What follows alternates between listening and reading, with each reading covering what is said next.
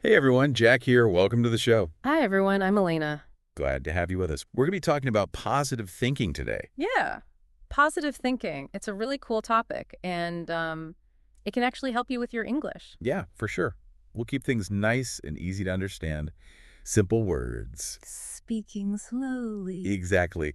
So, what exactly is positive thinking? A lot of people think it means like pretending everything's perfect all the time. Right, like ignoring problems. But it's not really like that. So, what is it then? It's more like even when things are tough, you focus on the good stuff, believing that you can get through those challenges. Like, I don't know, have you ever been stuck in traffic? Oh, all the time. I hate it. Yeah, we all do. But instead of getting mad, right? You Yeah. could think, okay, it's just a little delay. I'll get there eventually. That's good points. Yeah, it can help you stay calm. Yeah, I like that. So, is there any like proof that positive thinking actually works? Oh, yeah, tons. There's so much research out there that shows positive thinking can be really good for you, for your mind, and for your body. Oh, wow. What kind of benefits are we talking about? Well, people who tend to think more positively, they usually have less anxiety, No. less sadness, and they're better at bouncing back from tough situations, like being resilient. Yeah, because if you believe things are going to get better, you just keep trying. Exactly. You got it. And there's even more studies actually show, these optimistic people, Mm. they have healthier hearts, they have a stronger immune system, and get this, they even live longer. Wow. So you're saying being positive can actually make you healthier and help you live longer? That's incredible. It really is. And the coolest thing is, even if you don't naturally see the glass half full, you can actually learn to be more optimistic. Really? You're telling me anyone can learn to think positively? Yeah, absolutely. There's a bunch of different techniques out there. One really simple one is called reframing. Basically, it's all about changing how you look at a situation. Okay. So imagine you didn't do so well on a test, right? Instead of beating yourself up thinking I'm a failure, you could say, okay, maybe I didn't do my best this time, but I can learn from this and do better next time. So you're taking something negative and making it positive. Yeah, you're finding a good lesson in that bad situation. I like that. Another cool way to become more optimistic is practicing gratitude. Gratitude. I've heard about like gratitude journals. Yeah. What exactly is that? It's super easy. Every single day, think about the good things you have in your life. Big or small, it doesn't matter. Mm. You can write them down. You can just make a mental list, whatever works for you. But it really helps you focus on what you do have, Oh, what? not what you're missing. So like, I could be grateful for my coffee this morning, or I don't know, for having awesome listeners like you guys. Exactly. It's such a simple habit, but it really, really works. Because by focusing on those good things, you're actually training your brain to notice more and more positive things. That makes sense. Yeah, and that can make you feel, just happier and more optimistic overall. Hmm. So we talked about reframing. We talked Yeah. about gratitude. What are some other ways that people can become more positive? Well, one of the biggest ones is changing your self-talk. Self-talk. Yeah, the voice inside your head. You mean the voice that sometimes tells me I'm going to mess everything up? Yeah, exactly. That's the one. That's called negative self-talk, and it can really, really hold you back. I've If you keep telling yourself you're going to fail, you probably will. Yeah. So we got to change that. We got to change those negative thoughts into positive ones. How do we do that? It definitely takes practice, but you can start by just noticing that voice. Okay. When you hear that negativity creeping in, you got to try to stop it. Replace those thoughts with something positive. So instead of thinking, oh, I'm going to mess this up, you can think, you know what? I've prepared for this. I can do this. Sounds like being your own cheerleader. Exactly. You got to be on your own team, right? Yeah. And you'll be surprised how much of a difference that makes. It can boost your confidence, it can help you do better, and it can even reduce stress. Wow. And this is super important, especially when you're learning English. Yeah, because, it's so easy to get discouraged when you're learning something new, Right. but I can see how positive self-talk could really help. Oh, for sure. It keeps you motivated, and it helps you keep going, even when it gets tough. Absolutely. So we've talked about how positive thinking can affect, our minds, our bodies, and we've learned some techniques. Yeah. But how does all of this relate to, like, actually achieving our goals? Well, positive thinking is really key for setting goals because it helps you believe in yourself.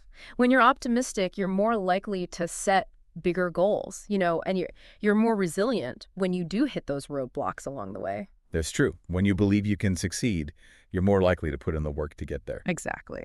Speaking of goals, I know a lot of our listeners are working hard to improve their English skills. Yeah. How can positive thinking help them on that journey? It's huge. It's so important. Like, instead of getting discouraged by those mistakes, you can actually see them as chances to learn and grow. Yeah. And that positive self-talk, it's a game changer. When you're feeling stuck, you're feeling frustrated, just remind yourself of your progress. Remind yourself how far you've come. It's all about focusing on the positive thing. Exactly. I get it. And you know what else can help? What's that? Visualization. So close your eyes and actually imagine yourself speaking English. Okay. Fluently and confidently. That can actually help your brain start to believe that it's possible. It's like you're tricking your brain into thinking you've already achieved your goal. Yeah, pretty much. And the more you practice this, the more you practice positive thinking and visualization, the more confident you become and the more likely you are to reach those goals. This has been really helpful. So we've defined positive thinking. Yeah. We've talked about the benefits and even some ways to become more optimistic. But, life isn't always easy, right? Right. What about those really, really tough times? How can positive thinking help us then? That's a great question. And it's one we should definitely talk about more. Yeah. But maybe after a quick break. Sounds good. So when we talk about positive thinking, it's important to remember that it doesn't mean you just ignore problems. Okay. It doesn't mean pretending everything's okay when it's really not. Right. So it's not about putting on a happy face when you're feeling down. No, not at all. It's not about being fake. It's more about, acknowledging the challenges, but choosing to focus on hope and finding ways to move forward. I think some people get confused about that. They think if you're a positive person, you can never be sad. Yeah, but it's okay to feel sad or upset. Those are normal human emotions. Wow. It's what you do with those feelings that matters. So instead of just dwelling on the negative, All right. you try to find a way to learn and grow from that experience. That's a great way to put it. It's just like when you're learning English, Yeah. you're going to make mistakes. That's part of the process. Of course, everyone makes mistakes when they're learning something new. Exactly.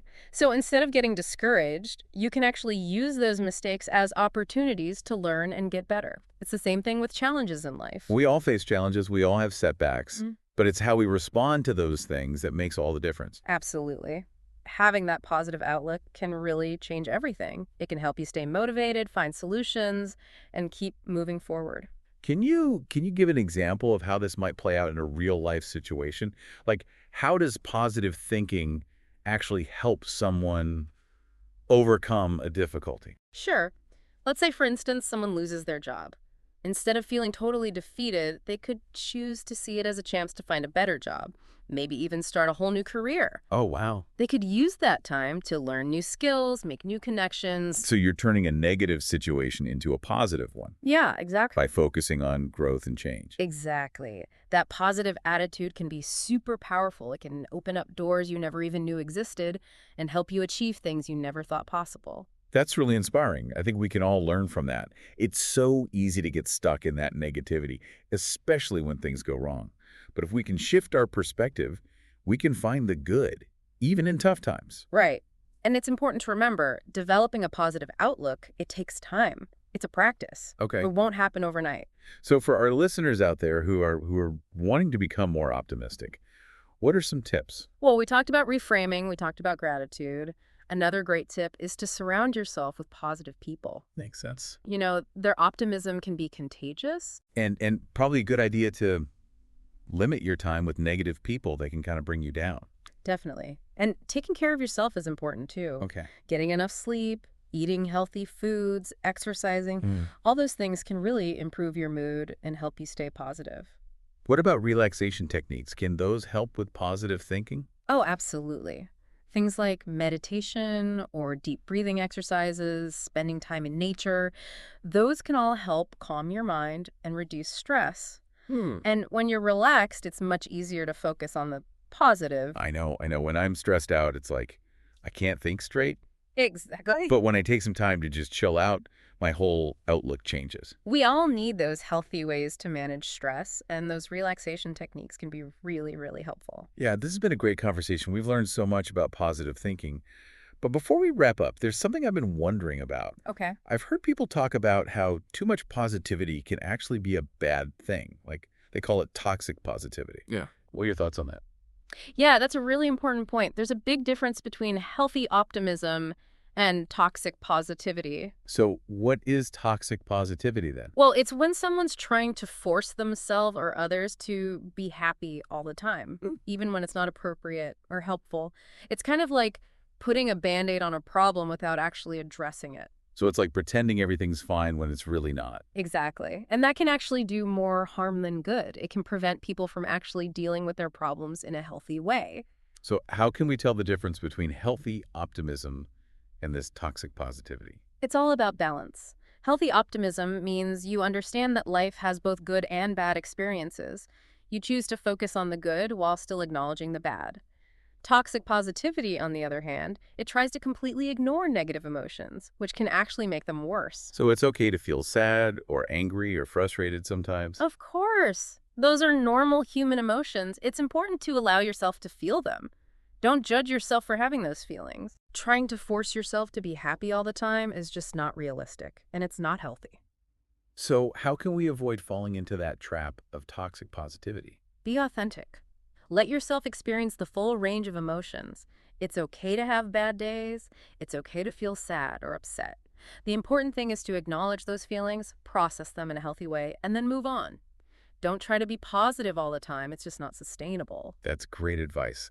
So to kind of sum up what we've been talking about, positive thinking is a really powerful tool. It can help us live happier, healthier, and more successful lives.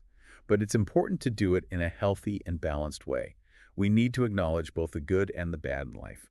What are some final thoughts for our listeners today? I think the biggest takeaway is to remember that optimism is a choice. Hmm. It's a choice we make every single day. We choose to focus on the good, to believe in ourselves, and to keep moving forward even when things get tough. That's a great way to put it. And I think it's a message that we can all benefit from. No matter what challenges we're facing, we can always choose our perspective.